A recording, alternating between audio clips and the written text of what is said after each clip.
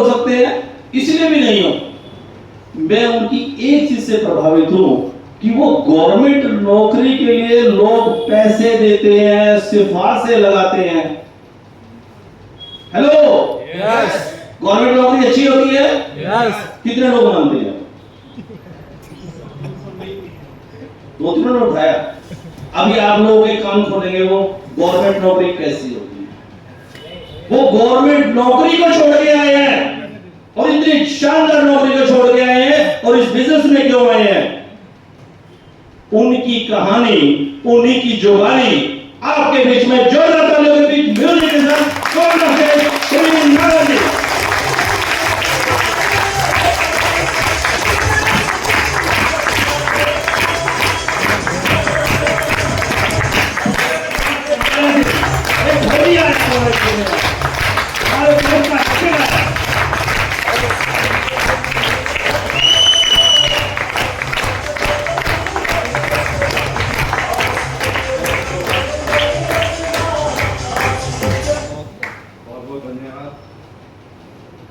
मेरा नाम प्रवीण नागर है, मैं ग्रेटर नोएडा का रहने वाला हूँ।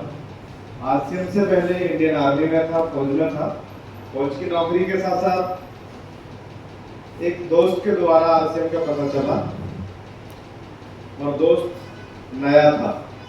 आप भी ऐसे कितने साथी जो 1-2 महीने हुआ जिन्हें आरसीएम में आए? और शुरू में आपने आरसीएम को ऐसे बताता है लोगों को कि तू भी कर लेना। उसको बताना नहीं आता, वो क्या बोलता है, आरसीएम कर लेना, मैं भी कर रहा हूँ। तो नया बंदा क्या बोलेगा, ये क्या होता है? तो आरसीएम में घर का राशन मिलता है। मैं बोला यार फिर तो हमें बिल्कुल जरूरत नहीं है इसकी, क्योंकि हमारे पास तो कैंटीन कार्ड है। मैं जिस परिवार से हूँ उसमें 19 फौजी है मुझे लगा के।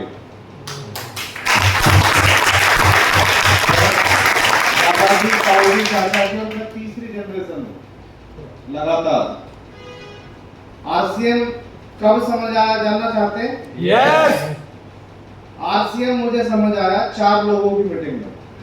कितने लोगों की मीटिंग में? 4 लोग। यहाँ कितने बैठे? 40 तो होंगे। यस, मेरे से तो ज्यादा है ना। यस, और जिसको समझ आ रहा होता है उसको अकेले को समझ आ जाता है, और जिसको समझ नहीं आना होता इंदिरा गांधी स्टेडियम में पहुंचा देना तब भी समझ आएगा नहीं। यस, वो वहां से भी कुछ लेके आएगा। देखो सर, दो चीजें, एक है नेगेटिव, एक है पॉजिटिव। और इस दुनिया में पॉजिटिव आदमी ही टॉप पे रहेगा, ध्यान रखना। यस, गर्मी है लेकिन मैं पसीने का मजा ले रहा हूँ, यस, अंदर एसी चल रहा है, ये पॉजिटिविटी है। यस, नेगेटिविटी क्या है? एसी नहीं लगवा सकते, 150 रुपए लिए थे। मक्खी, एक मधुमक्खी, 2 लोग हैं। एक गंदगी पे बैठती है और एक शहद बनाती है हमारे लिए। हम कौन हैं? डिसाइड हमें करना है। यस, लगभग 42,000 रुपए की सैलरी थी। आरसीएम मिला, आरसीएम समझ में आया, और जिस शख्सियत ने पहली बार प्लान दिखाया मुझे आरसीएम का, वो आज के विजिटिंग लीडर हैं।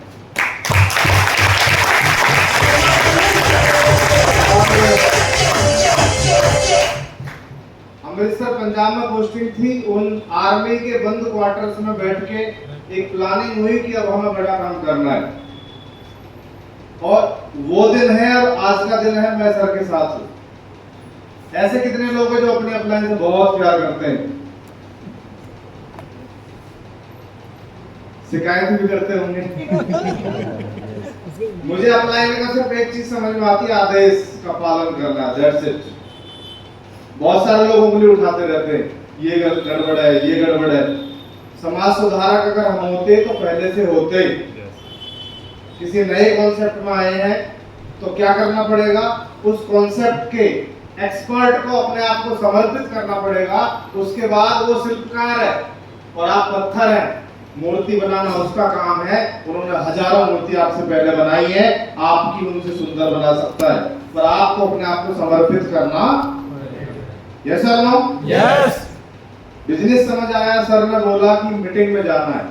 क्या बोला? फौज की नौकरी थी, ऑन ड्यूटी, बहुत सारी रेस्ट्रिक्शंस होती है, आप सब जानते हैं। एक मीटिंग में नहीं जा पाया क्योंकि हथियार की सफाई चल रही थी कि जी बोला नहीं जा सकता कोई भी बाहर। सर से मैंने सॉरी बोला कि सर जॉब है कर कह सकते हैं, लेकिन मैं वादा करता हूँ अगली मीटिंग में मैं पक्का जाऊंगा। अगली मीटिंग में गया सर, अमृतसर में आर्ट गैलरी करके एक प्रोग्राम था, एक ऑडिटोरियम था लगभग 1500 लोगों का, और सबसे पीछे की लाइन में मैं बैठा था। और एक बार स्टेज से अनाउंसमेंट हो रही थी, आज भी हो रही होगी, सर अभी आने वाले हैं। तो कई को लगता है आए नहीं अभी, जल्दी बुलाओ। तो मुझे भी लग रहा था यार आए नहीं अभी, जल्दी बुलाओ। जब उस शख्सियत ने हॉल में एंट्री की तो उनके ऊपर गुलाब के फूलों की जो बारिश हुई वहां से लेके स्टेज तक, और मैं मैचिंग कर रहा था, लग तो मेरी जैसी उम्र का ही रहा है। और वो प्रोग्राम मैंने देखा मिस्टर प्रमोद गुलाटी जी का अमृतसर के अंदर, वहां पर डिसीजन मिला कि मुझे मार्केटिंग को बड़े लेवल पर करना है। शुरुआत हुई, क्योंकि ये जो मैं अभी बोल रहा हूँ मैं दोबारा स्टेज पर नहीं आऊंगा, ये मेरा परिचय चल रहा है। शुरुआत हुई, धीरे धीरे काम करना शुरू किया। हर तरह के लोग मिलते हैं, आपको भी मिलेंगे। लगातार करता रहा, सर से पूछता रहा कैसे करना है, क्या करना है, सर से मीटिंगें लेता रहा।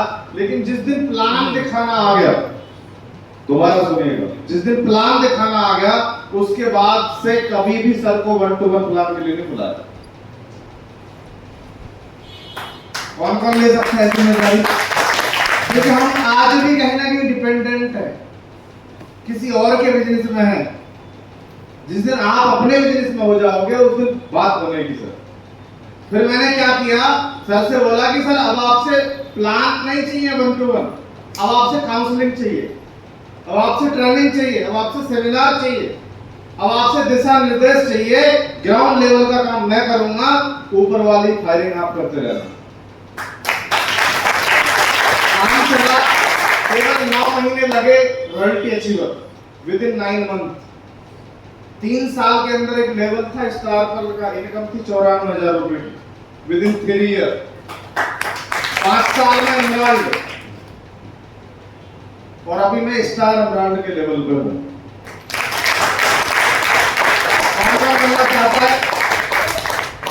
पक्की बात है? Yes. मैं इससे भी ऊपर बनना चाहता हूं, पर एक लाइन मुझे याद है, if you want copy my income और life style you have to copy my working style. कह सकते हैं?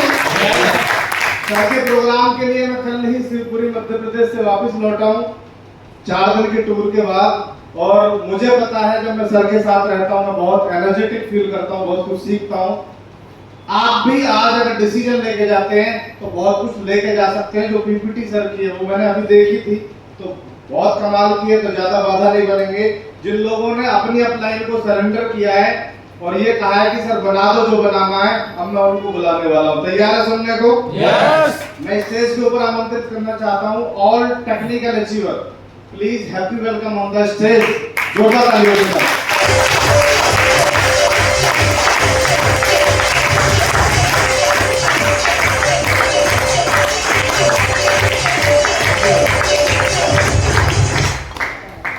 सर लोगों से चाहेंगे कि इनका नंबर लग चुका है, फटाफट अब सर तक पहुंचना है। 1 मिनट में अपना परिचय देंगे, मैसेज वैसेज जो देना 1 मिनट में देना।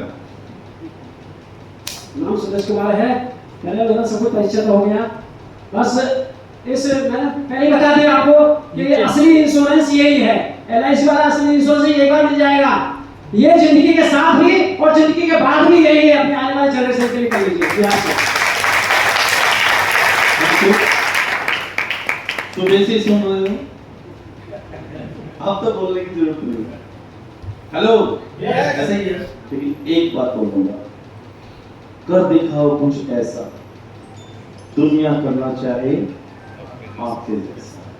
रोल मॉडल बनिए, अपने नहीं अपने परिवार के लिए। ऐसा ना हो कि कल आप अपने बच्चे से पूछें कि बेटा कैसा बनना चाहेगा, और वो कहे कि मैं तो अमिताभ बच्चन बनना चाहूंगा या मैं तो शाहरुख खान बनना चाहूंगा, तो थप्पड़ मारो। हेलो, थप्पड़ मारो अपने गाल पे कि बेटा हमारा और बनना चाहेगा अमिताभ बच्चन, शाहरुख खान, सलमान खान जैसा। क्यों? क्योंकि उन्होंने कुछ ऐसा किया। हम भी कुछ ऐसा कर जाएं कि हम भी किसी की जिंदगी में वैल्यू ऐड करें, कम से कम और भी नहीं हमारा परिवार को कहे कि हम अपने पापा से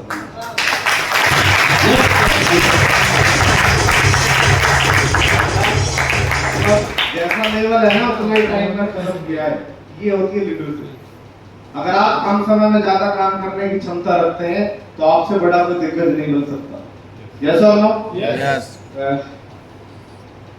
हर आदमी को पैसे से समझ में आता है ना? यस। शुरुआत पैसे से होती है, पर आरसीएम जो है ना, पैसे के अलावा वो देता है जो आप पैसे से खरीद ही नहीं सकते। चलो यस। तो मैं ज्यादा बाधा आपके बीच में नहीं बनूंगा। तो मैं अब आपको आपके बीच बुलाने जा रहा हूं, सर को बुलाने के लिए, एक ऐसे व्यक्ति को जब उन्होंने होश संभाला होगा तो आरसीएम से परिचय रहा होगा उनका। यस। जब वो हो सकता है बड़े हो रहे होंगे तब वो, जैसे आज हमें छोटे बच्चे को टॉफी मिल जाती है, कोई कैंडी मिल जाती है, कोई चॉकलेट मिल जाती है, तो उसकी सो मैनी ब्रांड, बहुत सारी ब्रांड्स हो सकती हैं। पर जब वो आरसीएम में आए होंगे, मतलब वो जब छोटे रहे होंगे, तो जब वो रोते होंगे तो पापा क्या देते होंगे? आरसीएम का बिस्किट। ये सर नो? यस। जिनका आरसीएम से पूरा परिचय रहा है। जैसे कि अभी मेरे घर में बच्चा है एक, जब मैं प्रोडक्ट लेके आता हूं तो डिस्प्ले वॉल में वही लगाता है मुझे। Yes sir no? यस। काम बता के रख सकते हैं ना? यस। मैंने उसकी ड्यूटी लगा रखी है, तेरा काम है डिस्प्ले वॉल के प्रोडक्ट का ध्यान रखना। बिकेंगे क्या, हिसाब किताब है तू ही देगा मुझे। 9 साल का है अभी, 18 का होते होते। तो ऐसा ही एक व्यक्ति के साथ हुआ और वो आज सेकंड जनरेशन है। कितने लोग गए थे 7 जुलाई को दिल्ली? आपने वहाँ थर्ड जनरेशन भी देखी थी, Yes. सेकंड जनरेशन बहुत सारे लोग देखे होंगे। यस। सेकंड जनरेशन का मतलब है कि ब्लड में ट्रांसफर हो जाता है आरसीएम। अगर ब्लड ग्रुप अभी रिपोर्ट निकाले तो निकलेगी RCM B positive.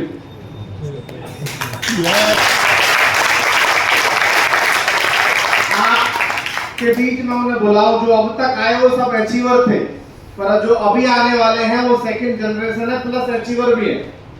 Yes sir no? Yes. तो आप सब उनसे बहुत कुछ सीख सकते हैं कि आपको अपने बच्चों को 18 के होने के बाद आरसीएम उतारना है, उससे पहले माहौल में रखना है। तो मैं आपकी जोरदार क्लैपिंग के साथ इनवाइट करने जा रहा हूं। आप सब अपनी जगह से खड़े होकर उनका सम्मान कर सकते हैं। मिस्टर सुशील दीक्षित जी, आपकी जोरदार तालियां।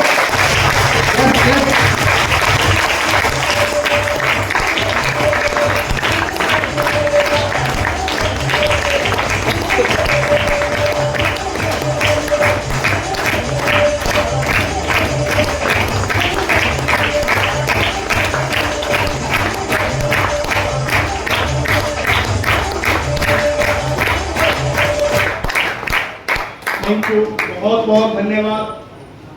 जय आरसीएम। साथियों, इस बिजनेस की जब शुरुआत की थी तो एक चीज समझ आई थी, ये पागलों का बिजनेस है। और सबसे ज्यादा जो आदमी परेशान होता है तो वो छोटा बेटा होता है। सही कहता हूँ गलत? यस। जब इस बिजनेस की शुरुआत हुई तो सुनील सर के नाम राशि है मेरे ब्रदर, वो इस बिजनेस का ऑलरेडी सेकंड जनरेशन के तौर पे प्रतिनिधित्व कर रहे थे। और उनकी अक्सर अभी शिवपुरी की बात आई, भिंड की बात आएगी, मुरैना की बात आएगी। वो ट्रेन हमारे घर से चलती है किस टाइम? 2:30 बजे। और 2:30 बजे स्टेशन पे छोड़ के कौन आएगा? और इत्तेफाक से वही ट्रेन संडे को आती थी 1:30 बजे। और जब मैं 7th 8th क्लास में था तो सोने का टाइम क्या होता था? सैटरडे और संडे। तो बहुत परेशान होके उनको एक बात बोल दी थी, और परेशान होके और बिल्कुल घर वालों के सामने बोली। जाना चाहते? यस। क्योंकि बहुत सारे व्यक्ति मेरी तारीफ करते हैं। सेकंड जनरेशन के बारे, लेकिन मैं ऐसा व्यक्ति बिल्कुल नहीं था। मैं इस बिजनेस से, शायद इस इंडस्ट्री का सबसे परेशान बच्चा अगर कोई था तो सुशील दीक्षित। समझ पा रहे? Yes. क्योंकि जैसे जैसे इस बिजनेस को मैंने देखा, मैं एक बार यूपी गया था, तब मेरे ये समझ आ गया था ये बिजनेस मेरे लायक नहीं। जानना चाहते क्यों? एक व्यक्ति आया, कोट पैंट में, ब्लैक कोट पैंट या नेवी ब्लू दो ही रहते थे। मैं कश्मीर में रहा, छठी फेल आदमी, लाखों की इनकम। कितनी? लाखों की। एक व्यक्ति आया, मैं राजमिस्त्री हूं और मेरी इनकम बहुत अच्छी है, और इत्तेफाक से एक व्यक्ति आया कि मैं इंजीनियर हूं। और जब लगा कि हाँ ये बिजनेस पढ़े लिखे लोगों का है और ये ट्रांसफर होगा, तब मुझे ये लगा कि ये बिजनेस मेरे लायक है। क्योंकि हर माँ बाप का एक सपना होता है कि उसका बेटा पढ़ लिख जाए। सही कह रहा हूं सर? Yes. मैं बहुत ज्यादा पढ़ा लिखा नहीं हूं। मेरी एज सर की बात से आपको अनुभव हो गया होगा कितनी है, वरना अंदाजा आप खुद लगा सकते। आपके सामने हूं और इस बिजनेस को करते हुए अगर इंडिविजुअल बात करूं तो सिर्फ 17 साल 3 महीने का टाइम हुआ। और इस बिजनेस से एक चीज समझ आई, जब ये काले कोट पैंट वाले बात करते आगे आने वाले बच्चों के भविष्य का, तो मैं उस रॉयल फैमिली से हूं जिस व्यक्ति ने सबसे पहले ये सोचा, अगर हम लोगों के बच्चों का भविष्य बनाना चाहते तो सबसे पहले अपने बच्चों का क्यों नहीं।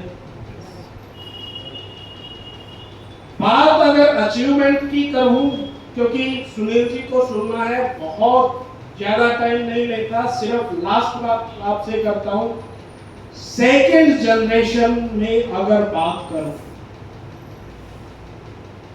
सबसे बड़ी पिन अगर किसी के पास है तो वो टीम बलवान दीक्षित जी की।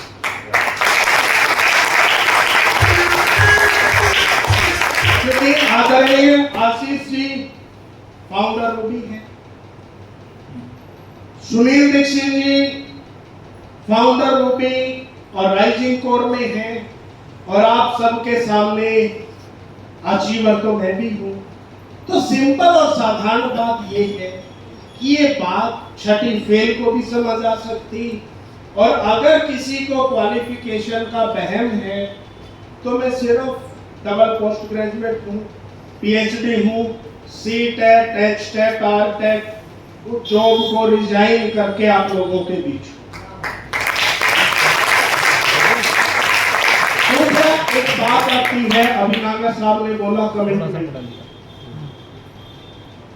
एक कमिटमेंट कहने में बहुत छोटा सा शब्द, अगर उसकी अहमियत देखनी है, समझनी है, क्योंकि लोग वो नहीं करते जो आप स्टेज से बोलते, लोग वो करते जो लोगों के बीच आप करते हुए दिखाई दे रहे। क्योंकि बहुत सारे लीडर्स आज ये सोचते हैं कि मैं अपने बच्चों को लेके आऊंगा, लेकिन जिस भी व्यक्ति ने ये सोचा कि मैं अपने बच्चों को साथ लेके आऊंगा, वही व्यक्ति सारे या तो कोर राइजिंग कोर में है या जस्ट 25 तक तैयारी है, शायद सेकेंड जनरेशन ही कोर लीडर आपको दिखाई दे। और क्योंकि बहाने बहुत हैं सर, आज शर्मा जी इतनी दूर से आए, मैं हरियाणा से चल के आया, और मेरठ के लोगों के कोई मेहमान आ जाता है, राइट, कोई बोलता है ऐसी परिस्थिति हुई, मैंने 5 मई को 17 साल हुए बिजनेस करते हुए। कितने? 17 साल। और आदरणीय वक्त साहब का यही इसी स्टेज पे प्रोग्राम था और मैंने सुनील शर्मा जी को इनवाइट नहीं किया। हेलो, लेकिन वो आए और जिस परिस्थिति में आए, शायद ही कोई व्यक्ति आता। मैं लगातार 2.5-3 साल से लगातार मेरठ में आया हूं और 1 महीना ही ऐसा होगा जब मैं नहीं आया। और जब परिवार का कोई सदस्य चला जाता है उसके बाद भी अगर आदमी कमिटेड है तो कितना कमिटेड होगा। अभी लास्ट अगस्त में मेरी दादी जी एक्सपायर हुई और उनकी अंतिम इच्छा थी मैं जब जाऊं तो किसी भी व्यक्ति को काम नहीं छोड़ना है। और नेक्स्ट डे दीक्षित जी की मीटिंग थी और परिवार में सबसे बड़े मेरे फादर ही हैं। उन मीटिंग पोस्टपोन करने की बजाय कौशिक जी इस बात का गवाह है, उनकी जगह मीटिंग में लेके आया और उनसे भी बड़ी कमिटमेंट अगर किसी व्यक्ति की दिखाई दी तो आदरणीय सुनील जी हैं। और उनको इनवाइट कैसे करना है ये आपका काम है। आप उनको क्या हाइट दे सकते हैं, क्योंकि हर एक व्यक्ति का अपना अलग एंगल है। क्योंकि सेकंड जनरेशन को बोलना बहुत अच्छा आ सकता है, कोई हमसे बहुत अच्छा की स्पीकर निकल के आ सकता, लेकिन आप लोगों के दिल में जगह उन्हीं की होगी जिन्होंने आपके साथ काम किया। और ज्यादा बाधा ना बनते हुए आप सब, अगर आपको ईगो हर्ट ना हो तो एक बार स्टेज पे खड़े होके जोरदार तालियों से